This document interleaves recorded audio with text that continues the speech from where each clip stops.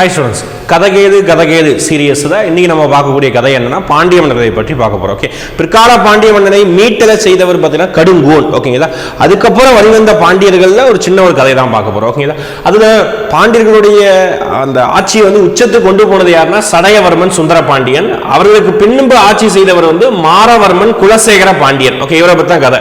இந்த மாரவர்மன் குலசேகர பாண்டியனுக்கு ரெண்டு பசங்க. ஓகேங்களா, வீரபாண்டியன் சுந்தர பாண்டியன் ரெண்டு பசங்க.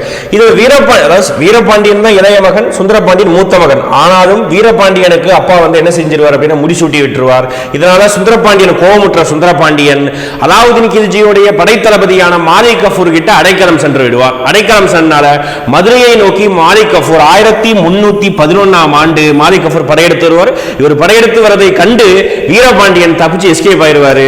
அதுக்கப்புறம் மதுரையில் டெல்லி சுல்தானியத்தின் ஆட்சி நிறுவப்படும். இப்படிதான் மாலிக் கஃபூர் தமிழ்நாட்டின் மீது படையெடுத்தார். ஓகேங்களா.